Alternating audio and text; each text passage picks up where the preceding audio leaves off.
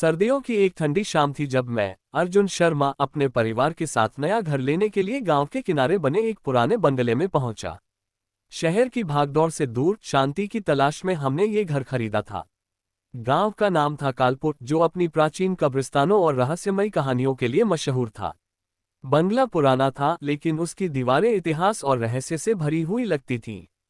हमारा नया घर कब्रिस्तान के ठीक बगल में था। कब्रिस्तान की बाउंड्री हमारे घर की पिछली दीवार से सटी हुई थी। दिन के उजाले में ये जगह सामान्य लगती थी, लेकिन रात होते ही वहां का माहौल बदल जाता था। मैंने और मेरी पत्नी नेहा ने इसे नजरअंदाज करने की कोशिश की। आखिर हम दोनों पढ़े लिखे लोग थे, भूत प्रेत की कहानियों पर विश्वास नहीं करते थे।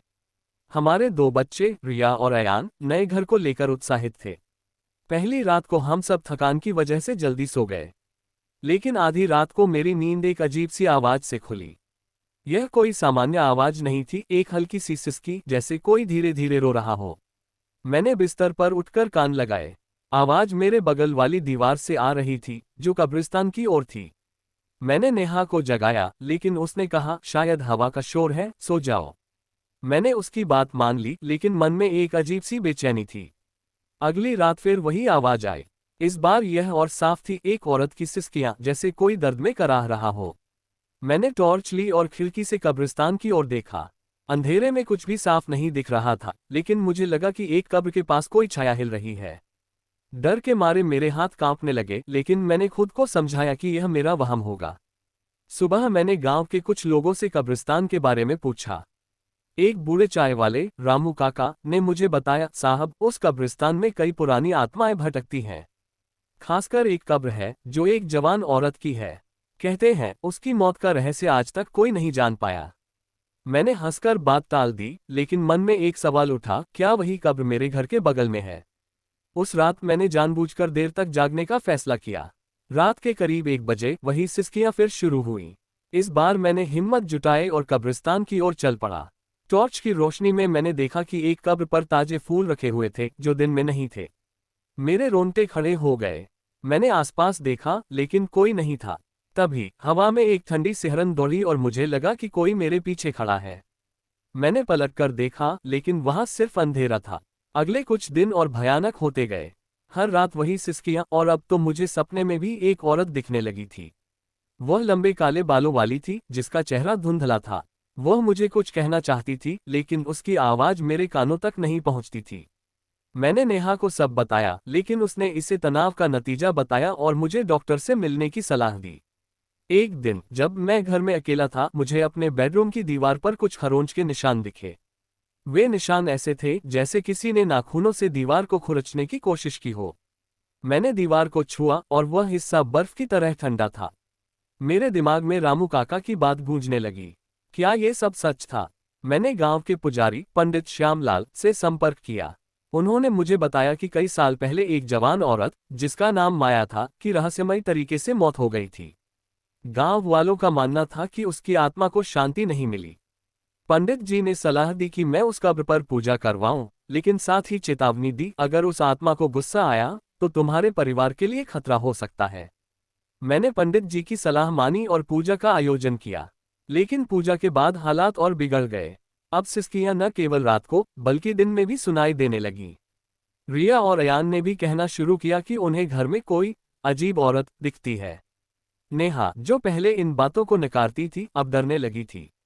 एक रात जब हम सब सो रहे थे, अचानक रिया की चीख से हमारी नींद टूटी।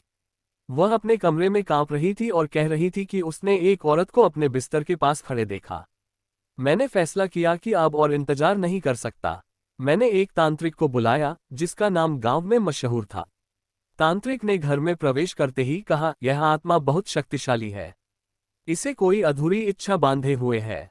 उसने कुछ मंत्र पढ़े और कब्रिस्तान में एक विशेष पूजा की। लेकिन पूजा के दौरान कुछ ऐसा हुआ, जिसने मुझे हिलाकर रख दिया। तांत्रिक अचानक चीखने लगा और बेहोश हो गया। जब वह होश में आया तो उसने कहा, यह आत्मा तुमसे कुछ चाहती है, अर्जुन। अगर तुमने उसकी मदद नहीं की तो वह तुम्हें और तुम्हारे परिवार को कभी चैन से नहीं जीने देगी। मैंने माया की कहानी खोजने का फैसला किया। गांव के पुराने रिकॉर्ड्स और कुछ बुजुर्गों से बात करने पर मुझे पता चला कि माया एक खूबसूरत और दयालु लड़की थी, जिसकी शादी एक अमीर जमींदार से हुई थी। लेकिन शादी के कुछ महीनों बाद ही उसकी रहस्यमयी मौत हो गई। कुछ लोगों का मानना था कि जमींदार ने उसकी हत्या की थी, लेकिन कोई सबूत नहीं मिला। माया की कब्र वही थी जो मेरे घर के बगल में थी। मैंने माया की आत्मा से संपर्क करने की कोशिश की। एक रात मैंने कब्र के पास बैठकर उससे बात करने की कोशिश की। मैंने कहा, माया, अगर तुम्हें कुछ कहना है तो मुझे बताओ। मैं तुम्हारी मदद करना चाहता हूँ। तभी हवा में एक ठंडी सिहरन दौड़ी और मुझे लगा कि कोई मेरे कंधे पर हाथ रख रहा है। मैंने पलटकर देखा, लेकिन वहां कोई नहीं था। लेकिन मेरे दिमाग में एक तस्वीर उभरी, एक तहखाने की जो हमारे बंगले के नीचे था। मैंने और नेहा ने मिलकर बंगले के तहखाने की तलाश शुरू की। कई घंटों की मेहनत के बाद हमें एक पुराना जर्जर दरवाजा मिला जो तहखाने की ओर जाता था। अंदर का दृश्य भयानक था, पुराने सामान, टूटी फूटी चीजें और दीवारों पर खून के धब्बे।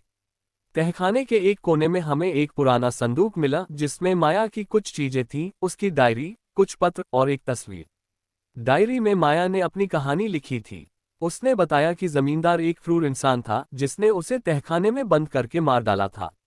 उसकी आत्मा इसलिए भटक रही थी क्योंकि उसका हत्यारा आज भी आजाद था। डायरी में एक सुराग था, जमींदार का बेटा जो अब शहर में रहता था को माया की हत्या का सच पता था। मैंने जमींदार के बेटे रविंदर को ढूंढ निकाला। वह एक अमीर बिजनेसमैन था जो अपने पिता के काले कारनामों को छिपाने की कोशिश कर रहा था। मैंने पुलिस की मदद ली और डायरी को सबूत के तौर पर पेश किया। रविंदर ने पहले इनकार किया, लेकिन जब पुलिस ने तहखाने की तलाशी ली तो वहां माया के अवशेष मिले। आखिरकार रविंदर ने कबूल कर लिया कि उसके पिता ने माया की हत्या की थी और उसने इस सच को छिपाया था। माया की आत्मा को शांति देने के लिए मैंने उसकी कब्र पर एक अंतिम पूजा करवाई। उस रात सिसकियां बंद हो गईं।